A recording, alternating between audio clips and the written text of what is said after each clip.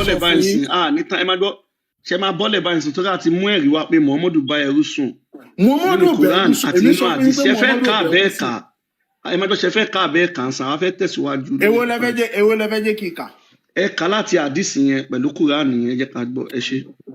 It was narrated from Anas, which I don't know who that is, that the messenger of Allah had a female slave in which he had intercourse. But Aisha and Hafsa, sorry, Emma Birimi read that Aisha and Hafsa will not leave him alone until he said,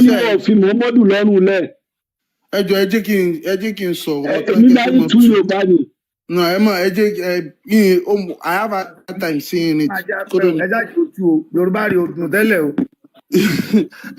Aisha and Hafsa would not leave him alone until he said that she was forbidden for him. Then Allah, the Almighty and Sublime, revealed, "O Prophet, why do you forbid yourself that which Allah has allowed you to do until the end of the verse?"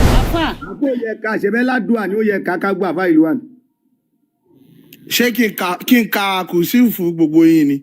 Ó yá na torí abẹ́ gbàdúrà náà ni.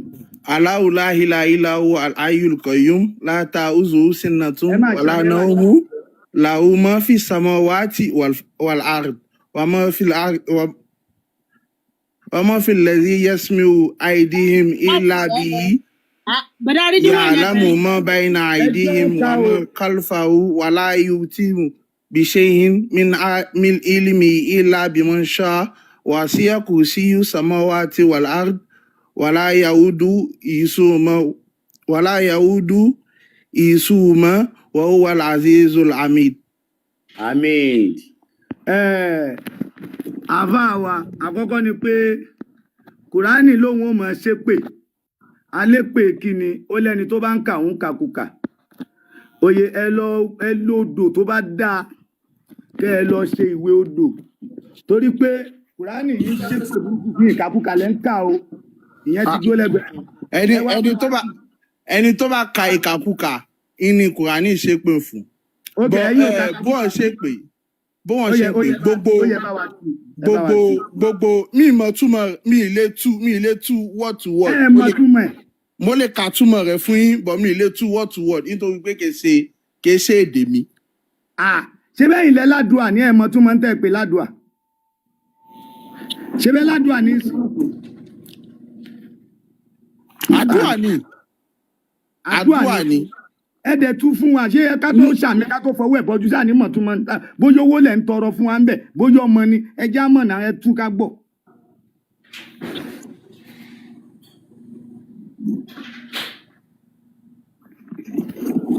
Mi mọ̀ ilé tú ní Yorùbá mi ò dùn débi pé kí n mọ̀ tú ní tútù. Tí Yorùbá yóò ẹ mọ̀ nǹkan ṣe ẹ lóyin lé. Ṣé mi? Ṣé fẹ́ ròyìn fún mi ni? Mo fẹ́ kẹ́ ẹ lá oyin ni kí Yorùbá yẹn lè dùn kẹ́ ẹ tú. Yorùbá mi ṣe mi ò kẹ́ ṣe Yorùbá ọ̀tẹ̀ èmi kò sí mi lè translate láti Arabic lọ sí Yorùbá directly báyìí. Ẹ tú ní French or English. Bẹ́ẹ̀ lè tú àbí English. Bàbá MS ẹ bá wa gbé sí English náà bóyá wọ́n á tú yẹn. Ẹ bá gbé sí English náà. Wọ́n ní Yorùbá àwọn ò dùn. Kálẹ̀ lóyin níṣẹ́ lẹ̀ bá láoyin Yorùbá yẹn máa dùn. Ẹ bá gbé sí English náà. Ẹ mọ̀ àbá yìí wà confident sọ fún wa pé àdúrà ní ayatal kursi wọn ka ayatal kursi yẹn ní ìsìnká tó ká délẹ̀ Kùránì ti ṣépè 500 fún wọn. Ṣé ẹ̀yin jẹ́ bí Ọlọ́run tẹ́ fi mọ̀ pé Kùránì ṣépè fún mi? Ẹ ṣáà ní sùúrù ní ìsìn báyìí sìn kẹ́ ẹ tútù ẹlẹ́mọ̀túnmọ̀ ẹ jẹ́ kán gbé ìbò wa bóyá owó lẹ̀ ń tọrọ fún wa bóyá ọmọ ni bóyá lé ni àṣà mọ̀. Àwọn kan wà ẹni sùúrù àwọn kan wà nù wẹ́rì sí ẹ máa gbọ́ àwọn ìdí tá a fi fẹ́ kẹ́ ẹ tú ni pé àwọn kan wà nù wá tó yẹ pé ilé tán ti kọ́ àwọn ti wo pé àwọn ò tiẹ̀ kọ́lé mọ́ property ilé àwọn ò fẹ́ mọ́ property míì lókù tí wọ́n tún ń fẹ́ so tó bá jẹ́lé ló wà bẹ́ẹ̀ mọ̀ pé irú wọn yóò tiẹ̀ ní wulẹ̀ sámi pé èwo ni ilé ta ti kọ́kọ́ oye àwọn kan ti lówó wọ́n rò pé owó ibi a ní ìdé yìí náà so ká lè mọ tí ẹ kúkú ń béèrè fún àti tẹ́wọ́ ọwọ́ tí ń rú èmi báyìí sí ẹja mọ̀ tún mọ ẹ̀ náà ká lè mẹni tí ó káwọ́lẹ̀ àbí ẹni tí ó fọwọ́ bọ́jú ẹnìkan ló ka fátíà fún alánà èpè láì bọ́jú ó dùn wá gan ká tó mọ̀ tún mọ̀ ẹ̀ àti fèpè bọ́jú lọ náà so ẹ bá wa gbé ìtumọ̀ ẹ̀ wá sà bàbá ms ẹ bá wa gbé english ẹ̀ wá kán bá wa Gen Z ó yẹ kó sórí gẹ́gẹ́ bí ọ̀jọ̀gbọ́n ọmọ tó jẹ́ ó yẹ kó máa observe ni kó máa yí àwọn nǹkan kan wò according to your age bóyá smart tó máa ń wo nǹkan yẹn ó yẹ kó máa wo ohun tó ń ṣẹlẹ̀ farabalẹ̀. mo observe náà nínú ìfẹ́ sọ̀rọ̀. tó bá jẹ́ mi ní ẹni máa observe máa wò pé ibi tí mo ti wọ̀ yìí kí ló ń ṣẹlẹ̀ ń bì ṣe báwọn afáwa náà ń ka kùrìsì yìí náà ń pè ní kúlíkúlí yorùbá ló dẹ̀ ní kúlíkúlí bí kùrìsì ṣe di kúlíkúlí oyè báyẹn so náà ń pè kúlíkúlí oyè báyẹn gàrí ló kù káwá àti ṣúgà oyè báyẹn so wọ́n máa observe wọ́n máa wo ohun tó ń ṣẹlẹ̀ orí gbé. ẹjọ nítorí ọ̀nà ṣé. ẹjọ à ń retí ìtumọ̀ ni ẹni sùúrù à ń retí ìtumọ̀ ni. náà àwọn tí wọ́n ń ṣépè nínú chaati lèmi tẹ́ ń sọ. ṣé ń bẹ̀ yẹn ibi tó lọ yẹn kò sí tó lè ṣe fún bẹ̀ wọn agbára tí wàá gò ká wọn o níbi apá bẹ̀ yẹn o. ọ̀tọ̀ ni kéèyàn mọ̀ lóye ọ̀tọ̀ ni kéèyàn stupid ẹ wọ́n ń ṣe èpè ẹ ń kọ èpè kalẹ̀. láhìláhì lọ́lọ́. ṣe àwọn tó wà kọ́. èmi nínú wàdùn ló lè ka Yorùbá sí i. ó dẹ̀ rí èpè. ìwọ́n tó ka kùrìsì tó oníwò lè tún ní Yorùbá ó dẹ̀ rí kọ́mẹ̀ntì.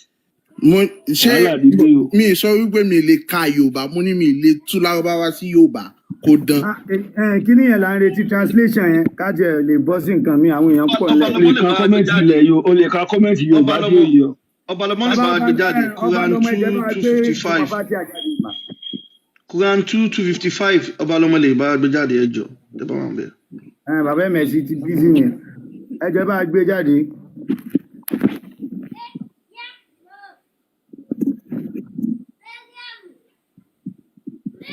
Ìjọba lọmọ gan wà ń bẹ̀rẹ̀. Okay ma. So now ẹjọ ẹ̀yin èèyàn wa tí ẹ ti tẹ́wọ́ látàárọ̀ tọwọ́ ń ro yín ẹ má bínú.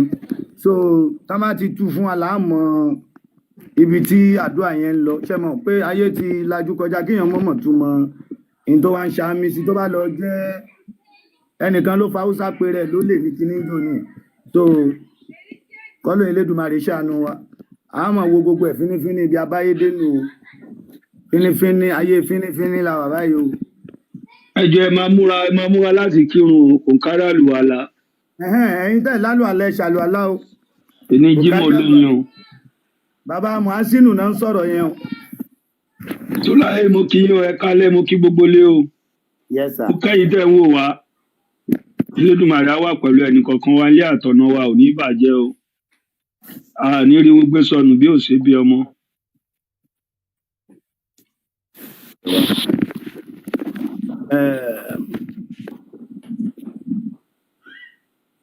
torí ìdí èyí. ètò láyé. má. kí ni nọ́mbà yẹn. kúra. 2:55. màá bá yín tẹ̀ sí ẹ wò sálẹ̀. ok. Correctness. Quran 2:55 ó dàbí pọ́n ṣe nǹkan lọ́wọ́ ni. Suratul Baqara Quran 2. kí lẹ fẹ́ gbé síbẹ̀ ẹ má bínú.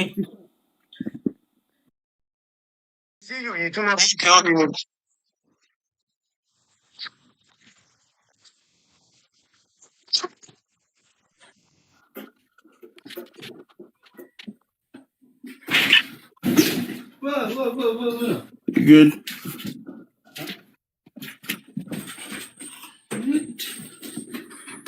ó ti wà ń bẹ̀.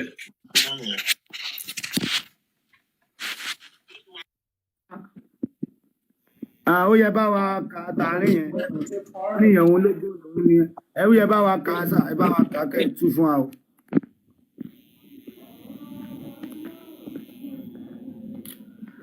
àbá ìlú àánú.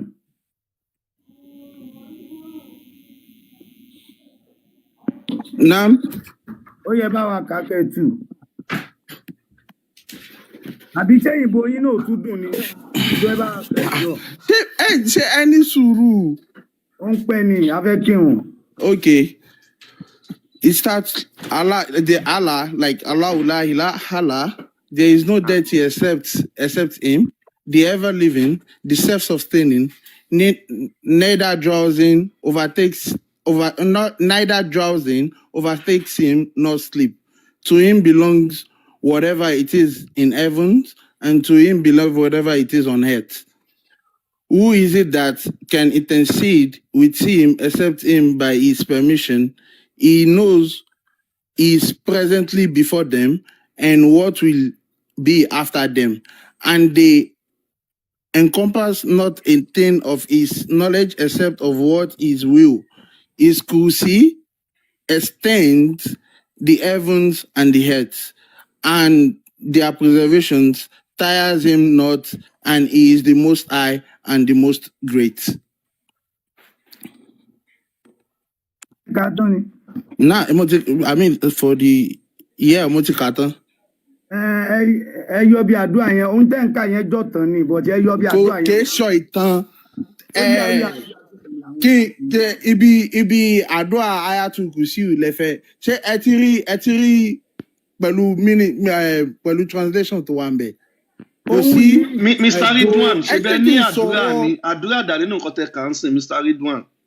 Irú àdúrà kí lẹ mí pé àdúrà dání ẹ jẹ́ ń sọ̀rọ̀. Ok ẹ máa gbọ́ nǹkan tí Allah ń sọ ń bíbá yín sìn Allah kàn ń ṣàlàyé ara ẹ̀ ó ń ròyìn ara ẹ̀ ó lóun ò kí ń sùn òun ò kí ń tó ń gbé àga òun ló ga jù kò sẹ́ni tó ga tó àga òun kò sẹ́ni tó nírú mọ́ òun kò sẹ́ni tó lè nímọ̀ òun láì ṣe pé ẹgbẹ́ ọ̀tá là ń sọ ó kàn ń sọ ẹjọ́ wẹ́wẹ́ àdúrà dà ń sìn bàtà bèrè lọ́wọ́ yín pé àdúrà dà nínú Quran. Kò sí ṣìgìdì kan àfi ṣìgìdì òun. àfi ṣìgìdì Allah so àdúrà dànù nǹkan tẹ kà ń sìn nǹkan tá à ń béèrè lọ́wọ́ yín ni mo kí gbogbo lé.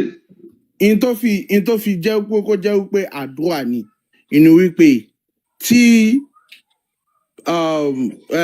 what is it called tí èèyàn bá nídìí tó bá need nǹkan lọ́wọ́ ẹnìkan bí wọ́n ní sí from human being to human being tó bá need mo wá bí wọ́n ní sí mo fẹ́ lọ bá Ọlọ́run ní jẹ́ bọ̀ mo fẹ́ lọ bá ètò ọ̀la àbí ètò ọ̀la pé ètò ọ̀la o ẹ fún mi ní so and so ètò láyé wípé ẹ fún mi ní so and so mi ní lọ wípé ètò láyé o in tó wà lọ́wọ́ yín yẹn in ní kẹ́ fún mi ní dandan in lọ ètò láyé bò ní akú ìjókòó ni akú gbogbo ẹ jẹ́ n sọ̀rọ̀. ẹni sùn ìdí tí a fi ń pọ̀ tí ni pé ẹ̀yin fúnra yín ti ní Yorùbá yín ò dùn ṣòye bí ò ṣe wá dùn yẹn ẹ má máa nìjì ẹ ẹni sùn kálẹ̀ lóyún lé ni kò bá fàìn ẹ wá jẹ́ àtù mò ń bọ̀ o ẹ já bá yín tù.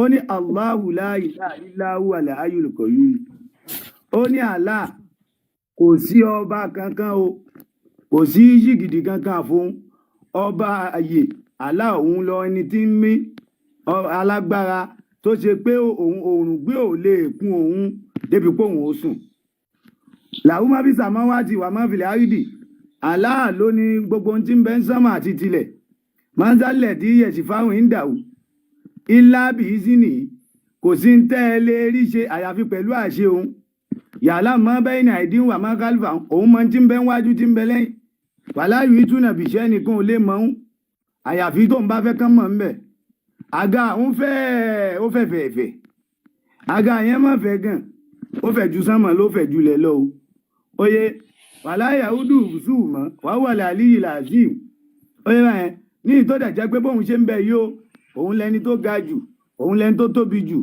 ṣé àga fẹ̀fẹ̀ẹ̀fẹ̀ ni ká fi gbọ́jú bàbá mi nígbà tẹ́ sọ̀tàn àga fẹ̀fẹ̀ẹ̀fẹ̀ fún wa tẹ́ wá ní ká fi bọ́jú ẹjọ́ ẹni sùn tẹ́ mọ̀ tún máa àga fẹ̀fẹ̀ẹ̀fẹ̀. mo mọ̀ tún máa àga fẹ̀fẹ̀ mo mọ̀ tún máa àga fẹ̀.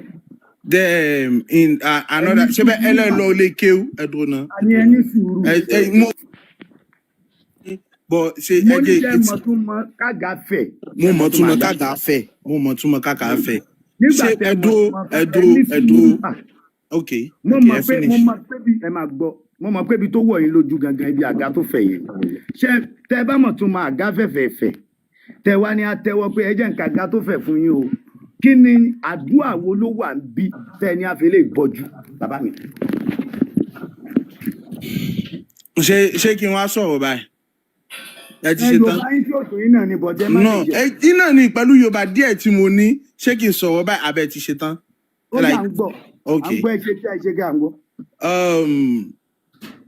ìdí tó fi jẹ́ wípé bí ẹlẹ́lọ́lẹ́kẹ́ wà bí ìdí tó fi jẹ́ wípé Al-Quran wà bó ṣe wà it's because a lot of the things that are in there púpọ̀ nínú nǹkan tó wà nínú Al-Quran they came in parables the same way it came in the Bible the same way it came in the Torah for the Jews. Most of the things that they came in parables, and those parables are they are like any mind as human beings because any free will any mind láti translate one see baba ṣe fẹ́. That aside so that aside now kí ló dé tó fi jẹ́ pé Ayatul Kursi wà essential sí gbígbàdúrà èmi Ridwan ẹ̀yin ètò láyé and anybody else that is in this group like everybody else have different thoughts. And we all have different thoughts and aspirations in our heart that we want to come true. And new wishes nínú ọkàn wa. Ẹ jẹ́ kí n sọ̀rọ̀. Ẹni sùúrù ọ̀rọ̀ yín ò tó ní ẹni sùúrù ẹ má wọrí ẹ já tó. Ẹ mọ̀ nǹkan tá máa ṣe ẹni ìparí àyíbẹ̀kọ́. Ó yẹ tẹ́wọ́ yín mo fẹ́ ka tàbátì àdá fún yín kẹ́ ẹ máa ṣàmì. Tàbátì náà iṣẹ́ àti rí nǹkan ẹ̀yọ̀kan tí no. Ka Tabati Ada kí ni storyline Tabati Ada tẹ́bá ka Tabati Ada fún mi kì í ṣe mi ni mo ní Tabati Ada. ẹni sùúrù ẹ ṣáà ní sùúrù ẹ tẹ́wọ́ ẹ ṣáà tẹ́wọ́. ok mo ti tẹ́wọ́. Tabati Ada tí mo fẹ́ kà fún yín.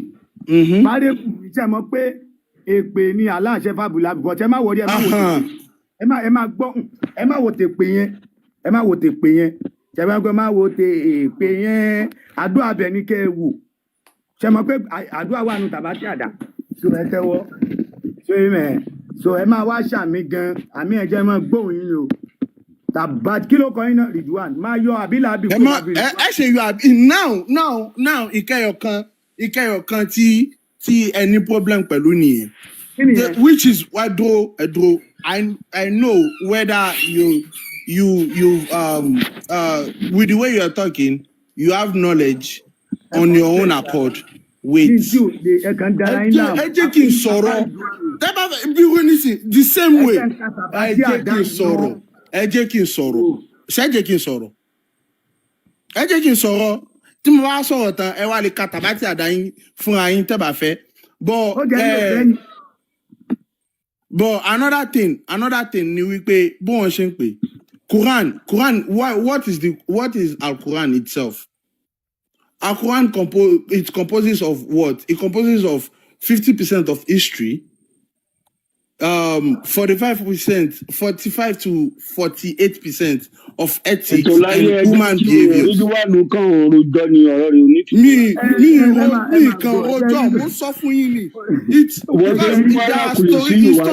events that have been named in the Quran too. So kí ló wá fẹ́ sọ ó mọ nǹkan tó ń ṣe náà is better Quran. No ẹ lè sọ wípé mi ìmọ̀ká tí mò ń ṣe. Wọ́n tó ka èdè Arabic kì í ṣe. Ẹ̀dùn wọ́n ní kó túmọ̀ ẹ̀ ó ní òmọ́. Tó bá fi lè yẹ tàbí àwọn sọ fún wa pé àdúrà ni. Ìkọ̀gbẹ́gbẹ́ tó ka nǹkan ó mọ túmọ̀ ẹ̀ ó wá pè wá ládùúrà. Ẹ mọ tá a máa ṣe ẹ jẹ́ mi ò fún Tabati Ada iná. Tẹ́ bá ṣe ń ké Tabati Ada lèmi náà ṣe mọ̀ ṣe kún fàyàkùn rẹ̀ fún yín so ẹ má wulẹ̀ dààmú ara yín. Kò sí wàhálà máa ń rọrùn. So bọ̀ in tó wà ń bẹ̀ ni wípé Tabati Ada iná. Ẹ mútu náà àbá ìdún ẹ mútu àbá yìí sọ fún wa pé gbogbo tó wà nínú Kùránì párébù ni adẹ̀wónú Tabati Ada èpè la bá ń bẹ̀ àwa fẹ́ ka èpè yẹn fún wọn ìmpárébù tó bá ti dọ́dọ̀ wọn ó yé báyẹn kó yí sádùá ṣé báyẹn so àbá wa ìdún ẹ dàníyàn ẹ má dàníyàn jẹ́jẹ́ nínú kùnrin gbogbo ntẹ́ ẹ bá ń fẹ́ òun ni ẹ má béèrè gbogbo ntẹ́ ẹ bá ń fẹ́ ni ẹ béèrè ẹ̀mí gígùn. ètò láyé ṣe bísímìlá tàbátì àdáfàfà rí níwájú. ẹ béèrè ẹ̀mí gígùn ẹ béèrè àlàáfíà ẹ béèrè owó rẹpẹtẹ ẹ béèrè ọláfẹ̀fẹ̀ àwa ka tàbátì àdá mẹ́ta fún àfàwà yìí imparable ṣé báyìí so wọ́n ní àwọn ọmọ kún fáyà kún náà wọ́n máa bá wọn fi kún ní ẹ̀yìn ètò àbá ìdún àṣẹ ti dà níyẹn tán bisimilahi rahman rahim ó yẹ máa ṣàmì ẹ̀yin dà ń bẹ̀ ẹja máa gbóhùn yín tẹ́yìn náà bá lọ sí ṣọ́ọ̀bù tẹ́ fẹ́ lọ ṣàdúrà fún yà lọ́jà tẹ́ wọn ò ní mọ̀ ṣàmì tẹ́ mọ̀ gbóhùn wọn ni àbá ìdún wà nù. bó wọn ṣe ń pè tẹ́ bá fẹ́ bó wọn ṣe ń pè ẹni ẹ ń sọ̀rọ̀ wípé tàbátì àdá kí ló ṣokùnfà kí tàbátì àdá fi wà nínú Al-Quran. a ní ẹ fokùn fálẹ̀. no ìtẹ́ ń sọ̀rọ̀ nísìn bí wọ́n ní ẹni wípé ẹ mọ̀ kan tẹ́ ń sọ bọ́ kí ni reason tó fi jẹ́ wípé tàbátì àdá o àbíláàbí ìkan tábìláàbí àwọn ìwà tábìláàbí hù nǹkan tó fi ṣẹlẹ̀ tó ṣẹlẹ̀ tó fi jẹ́ wípé ìwọ́lá nílé fún. ìdí tó fẹ́ fi ka tàbátì àdá fún yín sí ni pé ẹni ayàtò àlìkù sí ẹládùá ni. so ẹ̀dẹ̀ ká àbíkẹ́ tú ẹ̀ lè tú. so bí ayàtò àlìkù sí náà ṣe jẹ́ àdúà bẹ́ẹ̀ ni tàbátì àdá náà jẹ́ àdúà ọ̀dẹ̀ ni ohun tó kálukú wọn dúró fún. inú kùlìsíù tẹ kà sẹ́yìn náà ń bá wí mẹ́. kì í ṣe dandan kì í ṣe ní dandan. sẹ́yìn náà ń bá wí nínú kùlìsíù tẹ kà. ṣé ọkọ mi ẹni àbíláàbí náà ń bá wí nínú tàbátì àdá àbí. so inú kùlìsíù sẹ́yìn náà ń bá wí. èmi kò sí direction. kí ló fi kàn yín. èmi ó kàn mí nítorí pé àwọn ọ̀rọ̀ tó wà nínú kùlìsíù ló kàn yín tàbátì àdá ò kàn yín. ká ṣe báyìí Mr. Ridwan ẹ máa gbọ́ wọn ká tàbátì àdá yẹn fún yín mọ́ ẹ tú kùrìsíù yẹn ẹ jẹ́ ká gbọ́. ẹ mọ̀ nǹkan tẹ bá débi báyìí wọ́n ní ibo làdúrà wà nínú Quran ẹ dẹ̀ mú wa so ẹ ti kà á ní Lárúbáwá ẹ tún fún wa ní Yorùbá ká gbọ́ nǹkan tó jẹ́ àdúrà I've been trying to explain why ẹ kàn tún fún wa gbogbo afẹ́ gbọ́ yín sìn ẹ tú nǹkan tẹ kà ní Lárúbáwá ta ṣe àmì gbogbo wa ti fọwọ́ ẹ̀ bọ̀jú afẹ́ mọ ìtumọ̀ ẹ̀ so ẹ bá wa ṣe bẹ́ẹ̀ afẹ́ kírun ẹ ṣe. ok ìdí tó fi jẹ́ wípé mo fi ka Ayatul Kursi fún dídúró àdúrà inú wípé téèyàn bá ké Ayatul Kursi sí anything tó wà lọ́kàn èèyàn pé èèyàn fẹ́ kọ́lé èèyàn fẹ́ ralẹ̀ èèyàn fẹ́ ra mọ́tò téèyàn bá ké Ayatul Kursi sí ọkàn èèyàn Ọlọ́run ó gbà. àbá ìdúrà ṣé Ayatul Kursi yẹn ṣé company blọọkù kan ni tá a máa lọ kó blọọkù mbẹ. ẹ lè lọ kó blọọkù mbẹ bí bẹ́ẹ̀ ṣe lè lọ tẹ́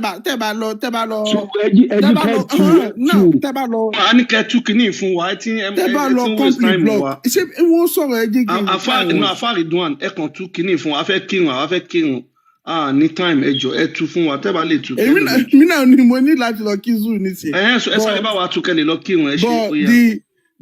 the concept of it is what is Ayatul Kursi for. no àfáà Ridwan ẹ mọ̀ kọ́tẹ́ máa ṣe ẹ kàn tú ẹ mọ̀ pé a sọ pé kí láàdù ẹ kàn tú nǹkan tẹ kà yìí ẹ tú fún wa kí ni Allah ń sọ. ẹ mẹ́rin ni kí n tú. no ẹ máa gbọ́ ìgbà tẹ́ ẹ tú yẹn ó dà pé ẹ máa gbọ́ wọn gbọ́ dáadáa. ẹ tú fún wa kí ni àdúrà ń bẹ kí ló ṣẹlẹ̀ tó fi jẹ́ àdúrà. no Mr. Ridwan ẹ ní sùn ẹ kàn tú tẹ bá ti tún sí wa máa gbọ́ nǹkan tó jẹ́ àdúrà. ẹ jẹ́ kí n sọ̀rọ̀ gan ntí Ayatul Kursi fi jẹ́ àdúrà ntó fi jẹ́ àdúrà inú wípé as human beings bí gbogbo wa ṣe wà bí èèyàn ẹlẹ́ran ara tá a jẹ́ tí anything bá wà lọ́kàn wa tá a fẹ́ jẹ́ kọ́lọ́run bá wa fàmì sí kọ́lọ́run bá wa ṣe ní rọrùn because nothing happen magically èèyàn kan lè jí lọ́jọ́ kan I mean possible but not everybody èèyàn kan lè jí lọ́jọ́ kan. ẹ tú ṣé jẹ́ kí n land ni. ẹ tú láti yìí ti pọ̀ láìsí Buhari ọmọ àwọn ọ̀dẹ̀ gbọ́n wa Mr. Ridwan ẹ̀ bó bí ẹ má ṣá tábà fẹ́ àlàyé a máa béèrè lọ́wọ́ yín nǹkan tẹ́ kà ní Arabic yẹn ẹ kàn tún fún wa ní Yorùbá ọ̀kẹ́ tún kà ṣé ká ṣe bẹ́ẹ̀ ok ẹ tún kà msl lè bá wọn gbé Arabic yẹn sí kẹ́ kà kẹ́ wá tú tẹ́ bá ti tú ó ti tán nǹkan tá a fẹ́ nìyẹn ṣe Mr. Ridwan. Mr. Ridwan ẹni sùn ẹ mú mi ẹni sùn ẹ ká Lárúbáwá yìí ó yẹ máa so ẹ kàn ká Lárúbáwá. ẹ mélòó lẹ fẹ́ jẹ́ kí n kà ṣé mo ti kà lẹ́ẹ̀kan. ni àwọn èèyàn tún ti pọ̀ sí wọ́n ní tẹ́tì ní kúlíkúlí yẹn ẹ tètè ṣe ká àfẹ́ kírun.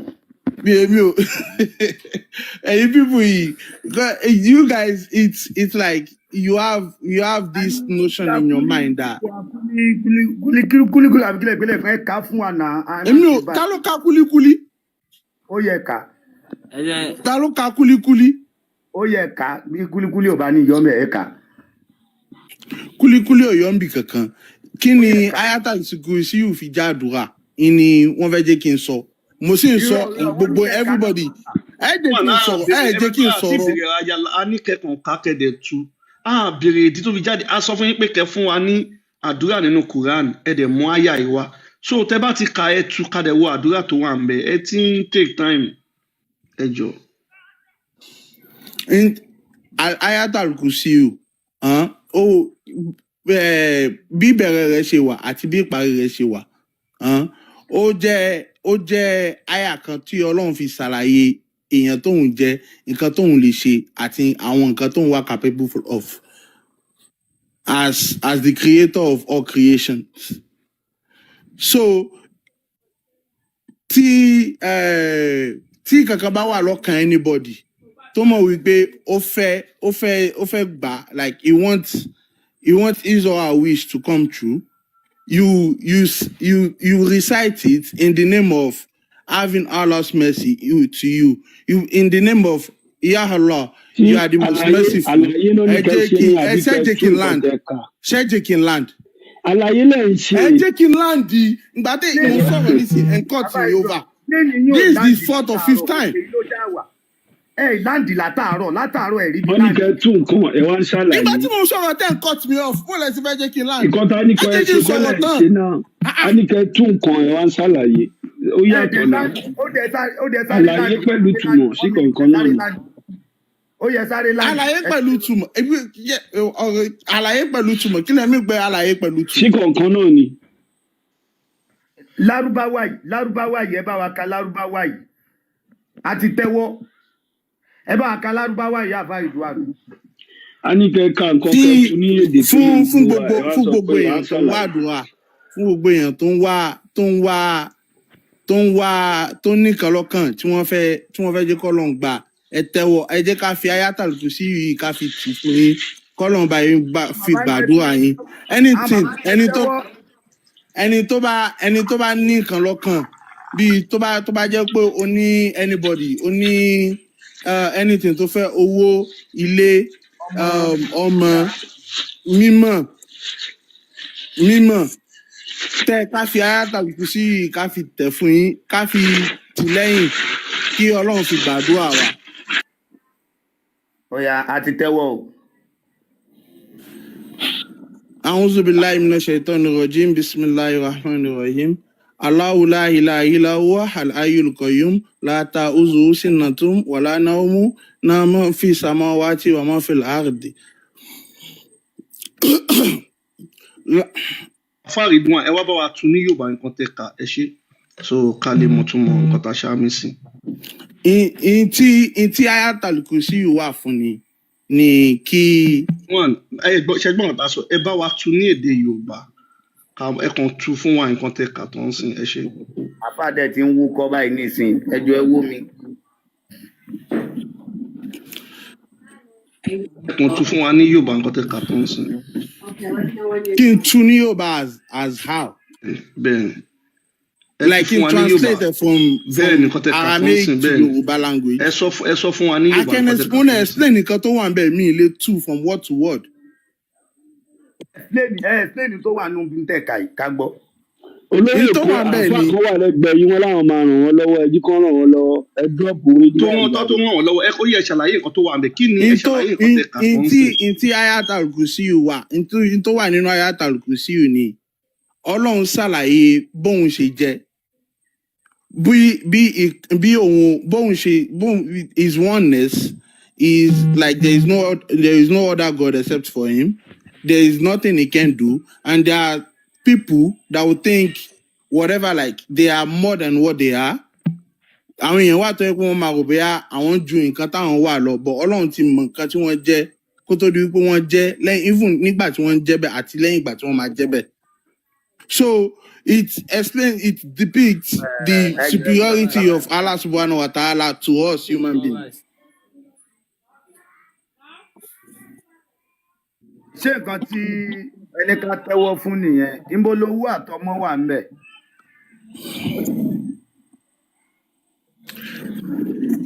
wọ́n lè wù ìlà láǹfà ń bẹ̀. Ẹ jọ ṣé mo lè sọ̀rọ̀? ẹ dákun ẹ bẹ́yàn gidi sọ̀rọ̀ kí ló wà nìyí lọ jẹun. ẹjọ ẹ ló mú mi àbáyé BG's ó yá bá wa tú kínní yìí. Nǹkan tó wà ń bẹ̀ yẹn kì í ṣe àdúrà àkọ́kọ́ nìyẹn. Kì í ṣàdúrà. Kì í ṣàdúrà. Oh God. Bam. Àfáàrí ní wà ṣe ń gbọ́ bam. Ṣé ti gbọ́ ẹgbẹ́ pẹ̀lú tí yín. Ṣé ń dọ́ mi bá? Níbo ni àdúrà wa wà nù Kùránì? Bí ìyìn ni, like mo fẹ́ tọ̀ nǹkan lọ́wọ́ Ọlọ́run. Mo wá yìn kí n tó béèrè. Mi ò bí ẹ gẹ́tì gẹ́tì mò ń sọ. Nǹkan tá là ń ṣe ń bẹ̀ yẹn, Allah kan ṣe bí ọmọ ọ̀tá. Ó kọ́kọ́ yinra ẹ̀, kò sí ṣìgìdì tó tóbi jù, àyàfi ṣìgìdì Allah. Ṣé Allah ló tóbi jù, ṣé Allah fẹ́, ṣèbí nǹkan tó ṣe nìyẹn. Òun náà ni ṣé Allah ló tóbi jù, Allah ló ga jù, Allah ò kì í sùn, Allah ò kì í tó ń gbé, ṣé nǹkan tó wà ń bẹ̀ nìyẹn. Kìí ṣe òkè Allah kan sára ẹ̀, ó ti yé wa. Ẹ̀yin lẹ fẹ́ sọ, ẹ̀yin lẹ fẹ́ sọ, kìí sọ ọkùnrin ló ń sọ. BG's ẹ̀yin lẹ fẹ́ sọ. Ó tiẹ̀ ní kinní kan tí mo fẹ́ fàyọ BG's nínú bí ìta ló sọ̀rọ̀ ńbẹ̀. Ta ló sọ̀rọ̀ ńbẹ̀? Wọ́n kọ́ ni náà kìí ṣe. Wọ́n kọ́ ìyìn ní náà. Wọ́n kọ́ ni àbí wọ́n fi yin Allah àbí? Mo ní wọ́n kọ́ ni. Understand nǹkan tí mo sọ. Bẹ́ẹ̀ ni wọ́n kọ́ ni kì í sọ pé èèyàn kan ló mú wá. Ìyẹn ló kọ Quran. Ẹni sùúrù. Náà àwọn èèyàn ló kọ́ náà. Àwọn èèyàn ló kọ́ oh God. Ẹ̀sọ̀ kalẹ̀ mọ́. Ọmọ yìí lóòótọ́. Quran ẹ̀sọ̀ kalẹ̀ mọ́ bíbí ìyẹn ló kọ́. No, èèyàn ló kọ Quran náà. Ṣé Quran jábọ̀ ni? Ó ṣe jàre ọmọ mi. Quran ò jábọ́ látò. Kò sí nǹkan tó jábọ́ látò òfurufú lẹ́yìn òjò àti snow. Kò sí nǹkan tó jábọ́ náà. Lẹ́yìn òjò àti snow. Èèyàn gan jábọ́, wọ́n bí èèyàn gan jábọ́. Ẹ̀mí ìrì ogun, àwọn òbí ìrì ó jèrè. Ó sọ pé mo bẹ Ádámọ̀ nǹkan ṣé abáwọ̀lá láṣẹ ṣe Ádámọ̀. Ṣẹ́yìn wa ń bẹ náà yẹn. Mò ń béèrè ni mi ò mọ̀, mò ń béèrè lọ́wọ́ yín ni. Ìgbà tí Ògún dé ṣé wọ́n sọ fún pé nǹkan ló bí. Ṣèmi ìyẹn kọ́ là ń sọ mi ń béèrè ẹ máa gbọ́ mò ń béèrè nípa nǹkan tẹ́ ń sọ. Ìyẹn rújú. Ẹ máa gbọ́ mò ń béèrè nípa nǹkan tẹ́ ń sọ ni mi ò tí ì sọ nǹkan mi. Mo ní bá ẹ ti ṣàlàyé fún wa pé èèyàn ló kọ Kùránì àti gbọ́ yẹn lé ní sìn pé torí tẹ́lẹ̀ wọ́n ní Allah ló sọ̀kalẹ̀ àti gbọ́ sí pé èèyàn ló kọ Kùránì. So gbogbo Kùránì ń sìn àti mọ̀ pé kò sí àdúrà ń bẹ̀ pé Allah kan yinra ẹ̀ ní o. So tá a bá ti rọ́yàn kan tá a fà sọ pé wọ́n fẹ́ ka àdúrà kan fún yín ẹ má dáhùn gbogbo Quran pátá Allah kan yinra ẹ ní o. Ẹ ṣáàdúrà wà ń bẹ̀ lórí ẹ̀yẹ̀ mú jáde bó làdúrà wà. Ṣẹ́yìn náà níbi tàdúrà wà ní Quran tẹ́ bá ní ẹ sọ fún wa ó yá. Ẹni sùúrù for example like nísì báyìí tí mo jẹ́ ọmọdé báyìí nísì tí bá fẹ́ gbà nǹkan lọ́wọ́ ẹni tó superior sí mi. Mi nǹkan lè kú fìrí lọ́bẹ̀ nìyẹn pé kó fún mi. Kò possible nǹkan tó ń ṣẹlẹ̀ nínú life ní everybody náà dẹ̀ ń rí so mi lè kù fi lọ́bẹ̀ ní ẹgbẹ́ kó fún mi ó láwọn nǹkan tí màá ṣe dẹ́ni màá kọ́ kódà kó jẹ́ kíkí náà ni. Mr. but níbí báyìí ta ṣé Allah tó ń yin èèyàn kan ni àbí ta ló yin Allah ń bí báyìí. Rárá gbọ́mọ iye ló ní wọ́n kọ́ wọn fún Allah. wọ́n ok kọ́ ni àwọn kan ló kọ́ tó fi bẹ̀yẹn yin Allah ok just a praise ni like èèyàn fẹ́ gbà nǹkan lọ́wọ́ èèyàn wọ́n kọ́ wọ́n fi yin Allah wọ́n ni. kàn fi yin Allah ni ok ẹ ṣe kan báyìí kẹ́ fi rí gbà. Allah kọ́ ló kọ Quran mọ́ báyìí. àní wọ́n kọ́ bíi ni ṣé Allah ibí ni ẹ mọ kan ibí wọ́n kọ́ bíi ni. láì láwù èèyàn ló kọ kò sàlá. wọ́n kọ́ yẹn náà ni wọ́n fi yẹn yin Allah ni wọ́n fi yẹn yin Allah ni. gbogbo nǹkan tẹ̀ ń sọ yẹn èèyàn ló kọ. láì láwù Muhammadu wọ́n fi Rasulullah yin Allah ni. èèyàn ló kọ. Tálẹ̀ ìgbà tẹ́ sọ pé èèyàn ló kọ́ tani kó kọ́ ṣé kí Allah sọ̀kalẹ̀ fún ààrẹ wá kọ́ sí inú ìwé fún wa. Allah ló sọ Quran kalẹ̀ ẹlòmíà ló wọ̀ gbọ́ bọ́ọ̀lù ṣe sọ bọ́ọ̀lù ṣe sọ kalẹ̀ ètò láyé síbẹ̀ ẹ lọ lé kéwú síbẹ̀ ẹ lọ lé kéwú bọ́ọ̀lù ṣe sọ Quran kalẹ̀. àwọn afáàkó wà ń bí báyìí àwọn afáàkó wà ń bí wọn láwọn gba hadith Quran làwọn gbà torí pé kí ni èèyàn ló kọ hadith Allah ló sọ Quran kalẹ̀. kí ni hadith kí ni ètò kí ló jẹ́ hadith. Mr. Ridwan ẹni sùúrù ẹ̀yẹ́ ká mọ̀ bóyá àfa lẹ́ni tó wẹ̀ṣẹ̀ dé ẹ̀hún court mine ṣé muslim ní court mine. èmi ò ṣe ẹsì kankan. ṣé muslim ní. èmi ò ṣe ẹsì kankan bọ́ mo mọ̀ pa gbogbo ẹ̀sìn. èèyàn gbé mo mọ̀ díẹ̀ bí hadith ní ìtànàbí sọ bánàbí ṣe ń sọ ilé àwọn èèyàn ṣe ń kọ́lẹ̀ same thing for the Bible àwọn nǹkan tí Jesus Quran náà àwọn nǹkan tí ànàbí gbọ́ láti ọwọ́ màlẹ́kà ìgbà tó lọ tí màlẹ́kà sọ̀kalẹ̀ sí pé àwọn nǹkan báyìí tó gbọ́ tó jókòó pẹ̀lú àwọn èèyàn rẹ̀ tó ok òní o màlẹ́kà ìgbà tí màlẹ́kà sọ̀kalẹ̀ wá fún mi nítorí ànàbí gangan fúnra rẹ̀ lọ fún ẹjẹ sọ̀rọ̀ ètò láyé kí ni first aya tó sọ̀kalẹ̀ nínú Al-Quran ètò láyé kí ni first aya tó. ẹ lọ láǹdì lé. àní kí ni first aya tó sọ̀kalẹ̀ nínú Al-Quran. Mr. Ridwan ẹ dáhùn nǹkan tí mo ń béèrè kí ni first aya. Mr. Ridwan ṣé ń gbọ́ mi sá. so ìkan táwa ń ṣe ń bì báyìí a kàn ń labrètì àwọn èèyàn wa lásán ni kò sí nǹkan tá a fẹ́ gbà ń bẹ̀ ẹ̀sìn táwọn kìrìsìtẹ́nì muslim kò nítumọ̀ nínú ayé wa kò nítumọ̀ kò sí nǹkan tó fẹ́ contribute sínú ayé wa láti gbà táwọn bàbá tó bí wa àwọn bàbá tó bí àwọn bàbá wa tó ti ń practice ẹ̀sìn yẹn kò sí nǹkan kan tó bá wọn. ti today kò sí nǹkan kan tí religion over wa wọ́n kàn fi ń divide wa ni ìtorí nǹkan táwa fi wà ń bíbá yìí nìyẹn. so nǹkan tí ò wúlò fún wa why are we practicing? kò sí nǹkan kan tó fẹ́ benefit ń bẹ̀ kò sí nǹkan kan tó fẹ́ contribute sínú ayé wa kò nítumọ̀.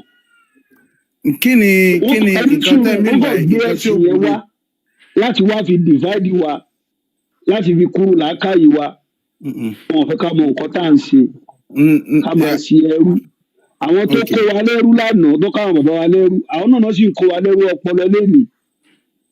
ìyẹn àwọn ta ni àwọn bíbá yìí láti lè sọ pé ẹ má bínú kí everybody wa kárò nípa nǹkan tá a bá ń ṣe.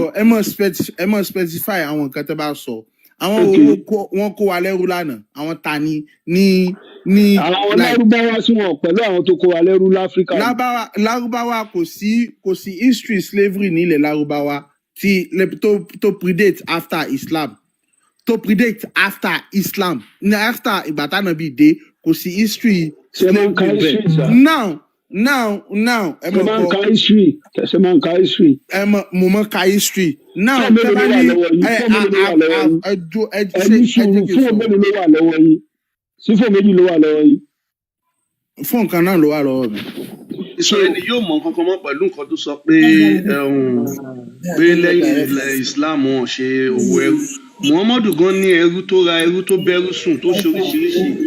Ẹni yóò Muhammadu mọ ò bẹ̀rù kankan sùn ẹjọ́ ẹni yóò mọ. ẹ bẹ̀rù títọ́ lọ́hùn ẹ bẹ̀rù Ok tọ́lọ́hùn ẹ ẹdùn má ms ṣe pa wà irọ́ bẹ́ẹ̀ ms náà ẹ má parọ́ ṣé ms wà bẹ́ẹ̀. Muhammadu ò bẹ̀rù sùn kò síbi kò ẹ máa gbọ́ tẹ bá wà bẹ́ẹ̀ kò bẹ́ẹ̀ ní kan tó gbéjáde wà ibi tí tí Muhammadu ti bẹ̀rù sùn ká fi hàn àti ibi tí kò Muhammadu ti sí ra ẹrú. kò sí Ẹgbẹ́jáde ẹni yìí mo rí pé kò mọ̀ kan nípa Islam. so kò mọ ẹni tí àwọn àfáàní sọ pé lẹ́ni ń ṣe.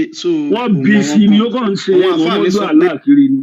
náà bó wọn ṣe ń pè Islam fúnra rẹ̀ kí ni first ayah tó sọ̀kalẹ̀ fún Ànábì Muhammad. Tinka, thank you very much, we appreciate. Kí ni first ayah tó sọ̀kalẹ̀ fún Ànábì Muhammad. First ẹ ṣe so ẹ wo bí ẹ ká ta ló mọ Mr. Ridwan ta tó bá yín gbé gọ́gùn jáde ẹ kọ́kọ́ ka nǹkan tó wà ń bẹ̀ yẹn màá dẹ̀ fi hàn yín nígbà tí òwò ẹrú tó dá dúró ní Saudi Arabia àwọn òyìnbó lọ bá wọn fà tó dá òwò ẹrú ẹ kọ́kọ́ ka nǹkan tí ó wà ń bẹ̀ yẹn ṣẹgbọn ẹjọ ẹjẹ àlọ. I can't see it fully, but I can read. It was narrated that from Anas that the messenger of Allah had a female slave whom he had intercourse with. This is arrant false. This is arrant false and it's a lie. Is it from from Al-Quran? You know Al-Quran lele ti jáde. Mr. Ridwan ẹ máa gbọ́ Mr. Ridwan. Ṣé inú Al-Quran lele ti jáde? Mr. Ridwan ẹ máa gbọ́ ẹ ka kíní ìdílé tẹ́ bá ti kà á délẹ̀ ẹ máa rí nǹkan tí ibi tó ti ń sọ pé ó prophet yẹn ẹ máa rí nǹkan tó ṣẹlẹ̀ ẹ kà á débẹ̀ ẹ wá sọ̀rọ̀ tẹ́ bá fẹ́ sọ ẹ jẹ́ àlọ́ ó yá. O prophet, why are you forbid for yourself that which Allah allowed you until the end of the verse? Ṣé ó yé yín àbí kò yé yín? Why do you forbid for yourself? Forbidden kí ló tó ṣe nǹkan tí Allah ṣe lẹ́tọ̀ọ́ fún ẹ léèwọ̀. Ṣé ó yé yín ibi tẹ́ kà ń sí pé Kùránì níbi tẹ́ ń kà yẹn Kùránì ní verse. Ṣó ti yé yín àbí kò yé yín? Iná ni kí ni full context? Kí ni full context? Ẹ máa gbọ́ máa wá yé yín sẹ́ ẹ mẹ́sẹ̀ yá àjọ kà láti bẹ̀rẹ̀ a máa lọ gbé Kùránì yẹn fún wọn. Àyín náà ni kí ni full context? Ẹ kàn máa gbọ́ wa náà ẹni sùn náà ẹjọ ẹ mọ bí. ẹni sùn náà ẹmẹsẹ ka ẹdẹ Mr. Ridwan ẹni sùn there are phrases and there are full sentences. Mr. Ridwan ẹ lè pọ ẹ pa máìkì yẹn náà ẹjọ. It was narrated from Anas. Anas ń ṣàlàyé pé.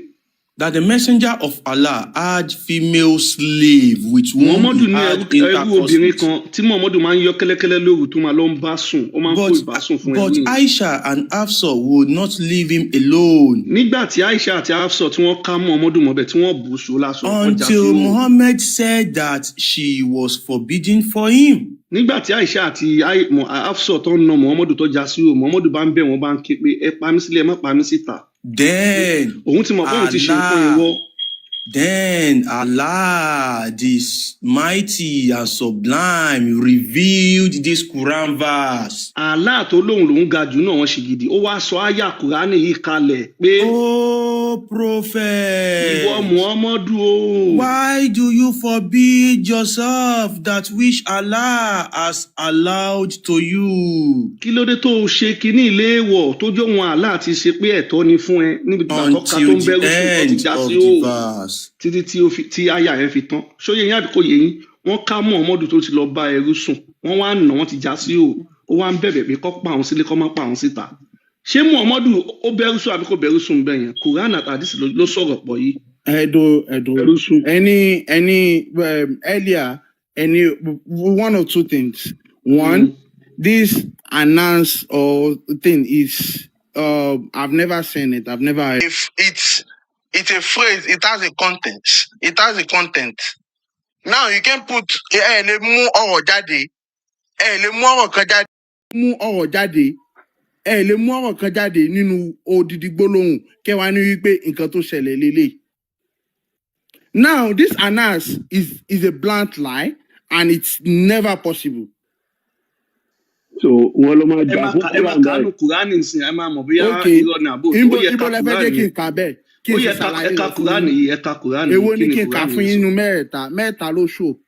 Ká Kùránì yẹn láti bẹ̀rẹ̀ ẹ ká láti bẹ̀rẹ̀. Okay, oh prophet, why do you forbid yourself from which Allah has made lawful to you, seeking to please it's seeking to please your wife, and and Allah is all forgiving and most merciful. Okay? Oh Prophet, why do you prohibit yourself from what Allah has made lawful to you, seeking approval from your wife, and Allah is forgiving and merciful. Oh Allah, why do you forbid yourself? Mr. Ridwan, Mr. Ridwan, ẹ ti ka ẹyọ kan. So nǹkan tí wọ́n sọ pé ó sọ fún ìyàwó ẹ̀ àtàdí ìsìtàkà yẹn, ṣé ẹ lè ro méjèèjì pọ̀, kí ló fún yín nígbà tẹ́ ka? Méjèèjì ò ro papọ̀. Ìtẹ̀ sọ àyà kan nínú odidi súrà ilẹ̀ ìgbéjáde kò make sense. Ẹgbà mi o. Kò make sense. Ẹ máa gbọ́ àyà yìí nsìn, ẹ máa gbọ́ kí ni àti bẹ̀rẹ̀ àyà yìí, kí ló sọ, ó prophet. Of course, but you can't talk together for you. Nah. Ìkẹyọ̀kan. No, ẹ jẹ́ ká ṣe báyìí, ọba lọ́mọ ẹjọ́, ẹ bá wa gbé Kùránì yìí jáde. Ẹ má ṣe yọ̀nù fẹ́ ká ṣe nǹkan, ọba lọ́mọ ẹjọ́, ẹ bá wa gbé Kùránì 66:1 jáde lọ́dọ̀ yín. So ms mo wá gbé àdìsí yẹn sí padà. A máa gbé ọba lọ́mọ àti ms sẹ́gbẹ̀ẹ́ ara wọn lókè. Àwa wo méjèèjì pọ̀ kí gbogbo èèyàn wá bá wa wò pé ms ẹgbẹ́ àdìsí yẹn jáde lọ́dọ̀ yín, ọba lọ́mọ ẹ bá wa gbé Kùránì 66:1 jáde. Ẹ jẹ́ ká wò bẹ́ẹ̀. Àfáà yìí ní kò ń ṣe méjèèjì nìkan kan náà, ó ga o. Bó lẹ ṣe mọ̀ fi ọ̀rọ̀ bí wíwí nísìn ẹ̀yin kẹ́ wọ́n mọ̀ ní kí n sọ kankan. Ọba lọ́mọ ò tí ì gbé Kùránì yẹn sí, ọba lọ́mọ bá gbé Ọba lọ́mọ ṣe wà ṣàlàyé nǹkan tó ń ṣe.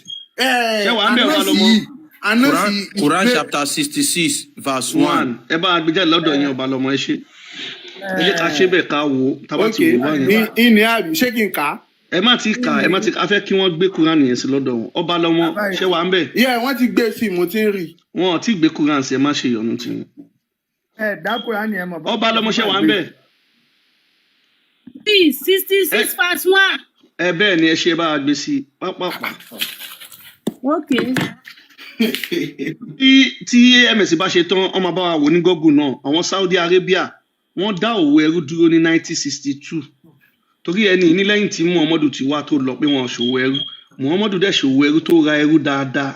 Muhammadu ra ẹrú dúdú, ó ta ẹrú dúdú. Muhammadu ṣòfò kó ti fẹ́ nìyí, mo tún bá ẹrú sùn. Bí pé ẹ mọ̀ ni. Ó ṣe pàpàpà. Muhammadu tún jalè mí, mọ̀ bí ẹ mọ̀ pé ó jalè wọ́n mú. A máa kà á fún yín, Muhammadu jalè. Ó bá òkú sùn. Wọ́n bá Muhammadu. Abáyílúwànù, má parọ́. Iye sáfà. Má parọ́. Nígbà tó débi, àwọn nǹkan tó mú jáde fún ẹnu Kùránì tó rí, ó wà bí òsì. Tí mi rí tú. Tó rí. Ẹ jẹ́ kí wọ́n ká ìkílẹ̀ mi báyìí pé nǹkan omi ò rí rí. Ẹni mo máa bá yín lọ bòmí ni Mr. Ridwan, ẹ bá wa wojú fóònù ẹ rí ẹ̀ka méjèèjì ká gbọ́ báyìí.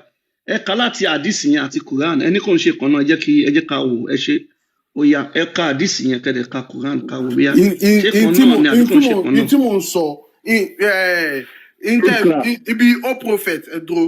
Ibi ó prophet, why do you forbid Mr. Ridwan, ẹ kàn ká kíní ẹ jọ, ní time àwa fẹ́ kírun bíbá. Ẹ ká àdìsí yẹn pẹ̀lú Quran so ẹ yẹn. mọ̀ sọ wípé ẹ fẹ́ kírun, ẹ ṣe Mùsùlùmí. Ẹ mọ̀ sọ wípé ẹ fẹ́ kírun. So wọ́n lọ máa yọ wá kúrò nínú Islam. Èmi ò léyìn kò ní Islam. But àwọn nǹkan tẹ́ ń sọ yìí, because ètò láyé, kí ni mo bèrè question kan lẹ́ẹ̀kankan tó lọ, ó dà pẹ́ gbọ́. Kí ni first ayah tó jáde ní Al-Quran? Láyé ẹ̀yìn bá wa pọ́sì fẹ́ nínú ní táìmù first ayah, ẹ lọ sí mọ́ṣáláṣí, ẹ lọ bèrè first ayah. So ṣé ẹ máa ka Quran àbí máa bọ́lẹ̀ báyìí sí? Ní táìmù ẹ máa gbọ́, ṣé máa bọ́lẹ̀ báyìí sí? Torí àti mú ẹ̀rí wá pé Muhammadu bá ẹrú sùn. Nínú Quran àti nínú àdìsí, ẹ fẹ́ ká bẹ́ẹ̀ ká. Ẹ máa gbọ́ ṣe fẹ́ ká bẹ́ẹ̀ kà ń sàn, a fẹ́ tẹ̀síwájú. Èwo lẹ fẹ́ jẹ́ kíkà? Ẹ kà láti àdìsí yẹn pẹ̀lú Quran yẹn, jẹ́ ká gbọ́, ẹ ṣe. It was narrated from Anas, which I don't know who that is, that the messenger of Allah had a female slave in which he had intercourse. But Aisha and Hafsa, sorry, Emma Birimi, read that. Aisha and Hafsa will not leave him alone until he wọ́n ní wọ́n fi Muhammadu lọ́rùn lẹ̀. Ẹ jẹ́ kí n sọ̀rọ̀. Èmi dárí tú Yorùbá ni. No, Emma, I have a hard time seeing it. Aisha and Afsa would not leave him alone until he said that she was forbidden for him. Then Allah, the Almighty and Sublime, revealed, "O Prophet, why do you forbid yourself that which Allah has allowed you to do until the end of the verse?" That doesn't one. That doesn't make wo bí àdìsí lẹ́ka tó ń sìn ẹ wá wo Quran tó wà mí by Quran 66:1 pẹ̀lú ìsàlẹ̀ àdìsí yẹn tó ti ní "O Prophet" àti Quran yìí ń sìn ṣé kan náà ni àbí kàn ṣe kan náà ẹ wo Quran lápá. Àdìs in tó wà lókè àti tó wà ẹ ti gbọ́ tí mo sọ ẹ máa gbọ́ àlàyé tí wọ́n ń bá bọ̀ látòkè àti ìsàlẹ̀ àdìsí yẹn àti Quran yìí ṣó yé yín àbí kò yé yín. Kì í ṣe nǹkan out of context. And I don't ṣe nǹkan kan náà. Kì í ṣe kankan náà. Ẹ jẹ́ ká máa bẹ́tò lọ ẹ lè drop wọn báyìí sìn ẹ má yẹn ká wé. Kì í ṣe kankan náà. Ẹ bá wa wo O Prophet méjèèjì kí á bá wa kà ṣó jọra wọn àbí ò jọra wọn tó bá jọra wọn comment section ẹ já mọ̀. Prophet méjèèjì O Prophet méjèèjì jọra. Farabalẹ̀ jáde. Ṣẹ́rí tó máa ń dùn mí ni pé kó o wà níbi tó yẹ kó o ti learn kó o má learn. O Prophet méjèèjì jọra wọn. But Anas, the story narrated from Anas, it's a lie. And this verse, this O Prophet, why have you forbidden yourself from which Allah has forbidden you? It's out of context, and this is definitely not the context. It's not about kéṣe wípé nítorí pé mo fẹ́ wà argumentative or mi wà open to. Ó jọra wọn àbí ò jọra wọn. Kí lẹ mí pé ó jọra Anas Anas sọ àti verse Al-Quran ó yàtọ̀ síra wọn. Ríniwánu O Prophet yìí la fẹ́ kó o wò O Prophet ń bí àti O Prophet kejì wo méjèèjì tó jọra wọn àbí ò jọra wọn. Ó jọra wọn, yeah. Good, wá farabalẹ̀ ó jọra wọn nígbà tó wá jọra wọn yẹn hadith yìí ló báàkì verse yìí ìṣẹ̀lẹ̀ tó ṣẹlẹ̀ ló wà ní hadith verse tán fi báàkì ẹ̀ tán fi yọ ànábì kúrò nínú ewu táwọn ìyàwó òfin ojú wọlé sùn látara pé bá ẹrú sùn so òun ló verse yìí ló yọ ń bẹ̀ ṣé ó wá jọra wọn àbí ò jọra wọn.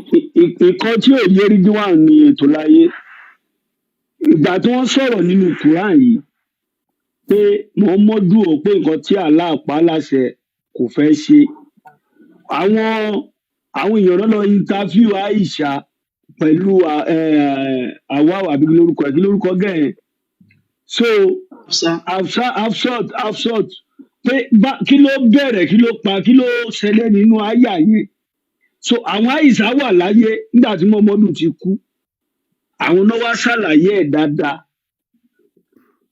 pé ìkan báyìí ni ànábì Muhammadu ṣe ń gbà yẹn táwa wá ègèsì ẹ̀ pé wá ìfẹ́ pé ìwọ nǹkan wà táwa wúra wa gẹ́gẹ́ bí olórí nínú ilé olórí Ajagunta so wáyé tó máa bá ẹrú sùn níbi tí àwa sì wà tá àti gbó so bí àyà ms ẹni wá sọ̀rọ̀ kan Mr. Ridwan sọ pé lẹ́yìn tí Muhammadu lọ pé Saudi ò ṣe òwò ẹrú so mo á jẹ́ kọ́ mọ̀ pé Muhammadu ṣe òwò ẹrú ẹnu ẹ máa gbọ́ Muhammadu ṣe òwò ẹrú 1962 mo ní lẹ́yìn ìgbà tí Islam dé pẹ̀lú ànábì kò sí ọ̀rọ̀ ẹrú ṣíṣe mọ́ nínú. mo lówó ẹrú wa Muhammadu ṣe òwò ẹrú ẹ máa gbọ́ Muhammadu ṣe òwò ẹrú Saudi Arabia wọ́n dá òwò ẹrú dúró ní 1962